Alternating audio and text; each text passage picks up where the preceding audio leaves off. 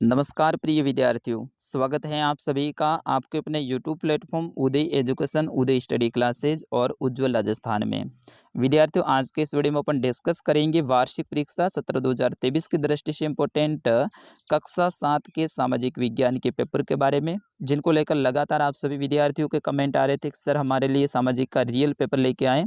तो बिल्कुल आप सभी के कमेंट को ध्यान में रखते हुए मैंने इस पेपर को तैयार किया है और यहाँ से आपके बहुत ज़्यादा प्रश्न आने की संभावना रहेगी। तो सभी विद्यार्थियों से निवेदन रहेगा, वीडियो को अंत तक देखिएगा, वीडियो को लाइक कर दीजिएगा। आपका अपना चैनल है, अभी तक आपने चैनल को सब्सक्राइब नहीं किया है तो विद्यार्थियों चैनल को सब्सक्राइब जरूर कर लेना है। आपके वार्षिक परीक्षा तक सारे विषय के पेपर यहाँ पे अपलोड किए जाएंगे। चलिए सबसे पहले यहाँ पे देखिए, प्रश्न संख्या 1 से लेके 5 का उत्तर है, उसका चुनाव करना, यानी अवसाद वाले आपके प्रश्न रहने वाले हैं। विद्यार्थियों, वीडियो को अंत तक देखिएगा। जब तक आप अंत तक नहीं देखते हैं तब तक आपको कोई भी पेपर है वो समझ में नहीं आएगा। इस पेपर में जितने भी प्रश्न रहेंगे वो सारे के सारे इंपॉर्टेंट रहेंगे। तो इसके लिए आपको वीडियो को पूरा का पूरा देखना पड़ेगा और आप कहाँ से निवास करते हैं, अपना नाम और अपने ज़िले का नाम है कमेंट बॉक्स में ज़रूर लिखिएगा। चलिए पहला प्रश्न है, इनमें से कौन सा मानव पर्यावरण का घटक नहीं है। यहाँ पे प्रश्न क्या पूछ रहा है विद्यार्थियों, मानव पर्यावरण का घटक नहीं है। स्थल, धर्म, समुदाय, उक्त कोई नहीं। तो विद्यार्थियों, इसमें धर्म और समुदाय ये दोनों ही मानव पर्यावरण के अंग हैं। तो इसमें स्थल हो जाएगा, स्थल है ये प्राकृतिक पर्यावरण का अंग है। तो आपका ऑप्शन नंबर क रहेगा इसका सही आंसर। दूसरा प्रश्न देखिए, पृथ्वी की सबसे पतली परत कौन सी है। पृथ्वी की 3 परतें हैं, एक तो परपट्टी, क्रोड और मेंटल। तो ये 3 है परतें, इनमें से सबसे पतली हैं वो आपके परपट्टी हैं, जिसके ऊपर अभी अपन बैठे हैं। ये जो सबसे ऊपरी परत है इसका नाम क्या है, परपट्टी है। तो ये सबसे पतली है, ऑप्शन नंबर क रहेगा इसका सही उत्तर। और सबसे आंतरिक परत कौन सी है विद्यार्थियों, क्रोड है। अगला प्रश्न, वायुमंडल की सबसे महत्वपूर्ण परत है। वायुमंडल की सबसे महत्वपूर्ण परत है विद्यार्थियों वो शोभ मंडल है। तो ऑप्शन नंबर क रहेगा इसका सही आंसर। अगला प्रश्न है, उष्णकटिबंधीय सदाबहार वन का एक सामान्य जानवर कौन सा है। यहाँ पे प्रश्न क्या आ रहा है, सदाबहार वन का सामान्य जानवर, बंदर, जिराफ, ऊंट, घोड़ा। तो विद्यार्थियों इसका सही आंसर होगा जिराफ, ऑप्शन नंबर ख रहेगा इसका सही आंसर।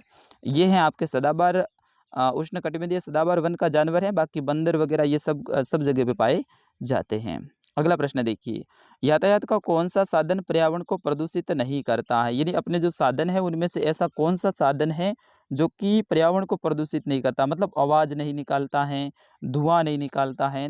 तो वो ऐसा कौन सा है, साइकिल होगी, क्योंकि बस, हवाई जहाज और कार ये सभी तो प्रदूषित करते हैं, यानी धुआं निकालते हैं, आवाज़ करते हैं, लेकिन साइकिल नहीं करती हैं। तो ऑप्शन नंबर क रहेगा इसका सही आंसर।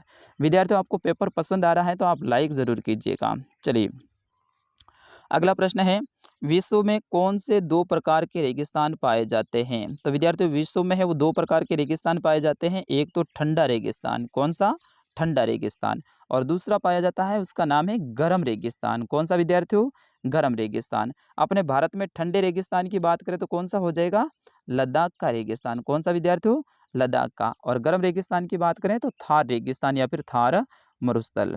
चलिए अगला प्रश्न है आपका प्रश्न संख्या 7, त्रिपक्षीय संघर्ष में लगे तीनों पक्ष कौन कौन से थे।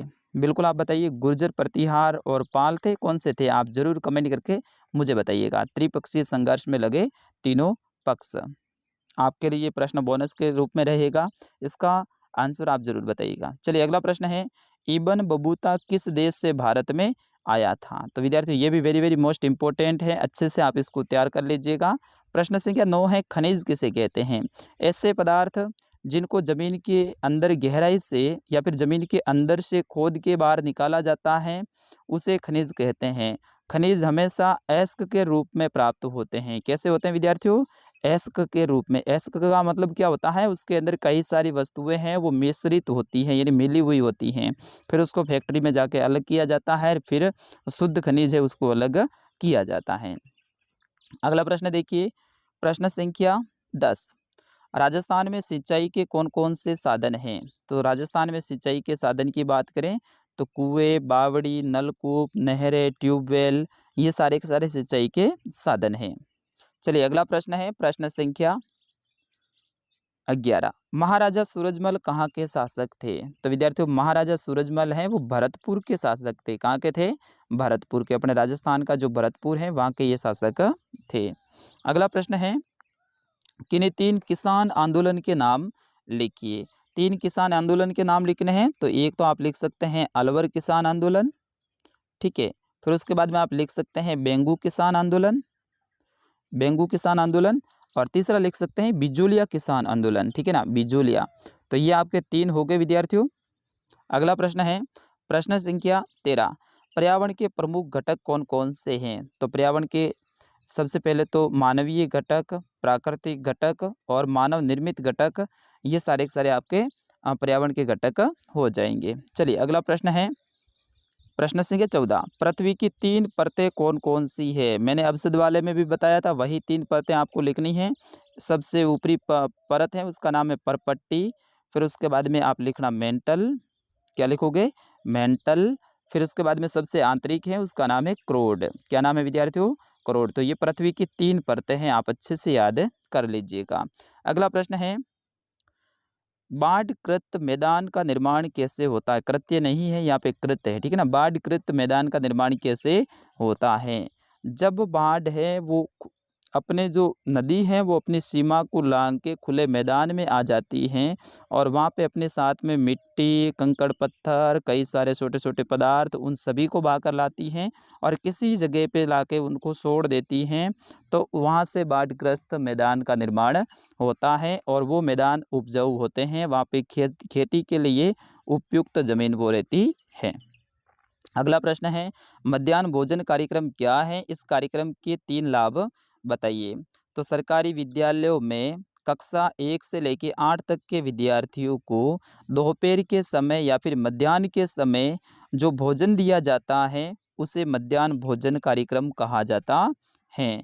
और इनके 3 लाभ हैं, इसमें स्कूलों में बच्चों का ठहराव होगा, गरीब परिवार से ताल्लुक़ रखने वाले बच्चे भी पढ़ेंगे और इससे बच्चों की जो पौष्टिक आहार है वो भी उनको मिलेगा। तो इस तरह से 3 लाभ भी आप बता सकते हैं। अगला प्रश्न है, प्रश्न संख्या 17, लोकतंत्र में सार्वभौमिक वयस्क मताधिकार क्यों महत्वपूर्ण है?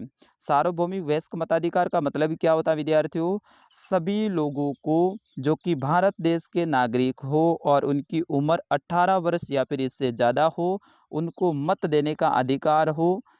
वो चाहे किसी भी जाति का हो, किसी भी धर्म का हो, किसी भी लिंग का हो, सभी को वोट देने का अधिकार होता है।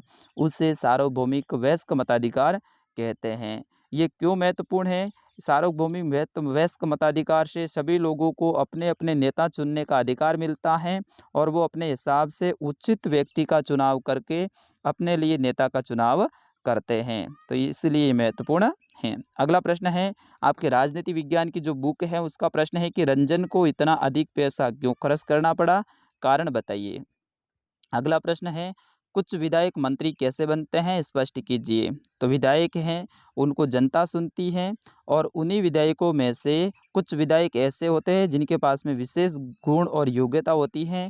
उनको वहाँ के जो विधानमंडल होता है या फिर वहाँ का जो राज्य का मुख्यमंत्री होता है वो उनको अपने आगे काम करने के लिए मंत्री बनाते हैं, क्योंकि मुख्यमंत्री है वो सारा काम खुद तो नहीं कर सकते हैं, तो अलग अलग विभागों में अलग अलग मंत्री बनाए जाते हैं। अगला प्रश्न है, सेंसरशिप से क्या तात्पर्य है? जब कोई विज्ञापन चलते हैं तो सरकार अपने हिसाब से उन विज्ञापन के ऊपर रोक लगा देती है, तो उसे सेंसरशिप कहा जाता है। अगला प्रश्न है, प्रजातंत्र में संचार माध्यम किस प्रकार महत्वपूर्ण भूमिका निभाते हैं? संचार माध्यम कौन से होते हैं विद्यार्थियों? रेडियो, टीवी यानी टेलीविज़न, समाचार पत्र, विभिन्न प्रकार की पत्र पत्रिकाएँ, ये सारे क्या होते हैं? जनसंचार के माध्यम होते हैं। इसमें अब तो इंटरनेट भी जुड़ गया है। तो ये क्यों भूमिका निभाते हैं? तो ये सूचनाओं का आदान प्रदान करते हैं। अगला प्रश्न है, प्रश्न संख्या 22, पांडुलिपियों के उपयोग में इतिहासकारों के सामने कौन कौन सी समस्याएं आती हैं? तो पांडुलिपियों के उपयोग में इतिहासकारों को मूल प्रतिलिपि सबसे पहले तो उनको नहीं मिलती हैं, क्योंकि वो प्रतिलिपि की प्रतिलिपि बनाए हुए ऐसे ही आती हैं, यानी मूल कॉपी है वो नहीं मिलती हैं। उनकी भाषा से पढ़ने संबंधी समस्या भी आती हैं, ठीक है ना? और ठीक ढंग से पूरी की पूरी पांडुलिपियाँ नहीं मिलती हैं, वो काफ़ी पुरानी होने के कारण टूटी-फूटी मिलती हैं, ये सारी समस्याएँ आती हैं। ये थोड़ा-सा बड़ा है इसका उत्तर, ठीक है ना? अगला प्रश्न है, एक राज्य के रूप में संगठित हो जाने के बाद जनजातीय समाज कैसे बदला? और प्रश्न संख्या 24 है, लद्दाख रेगिस्तान और थार रेगिस्तान की तुलना करनी है। तो विद्यार्थियों, ये था कक्षा 7 का सामाजिक विज्ञान का पेपर। मैं आशा करता हूँ आपको पसंद आया होगा। पसंद आया है तो इस पेपर को ज़्यादा से ज़्यादा शेयर कीजिएगा, लाइक कीजिएगा और अगला किस विषय का पेपर चाहिए वो ज़रूर कमेंट में बताइएगा। धन्यवाद।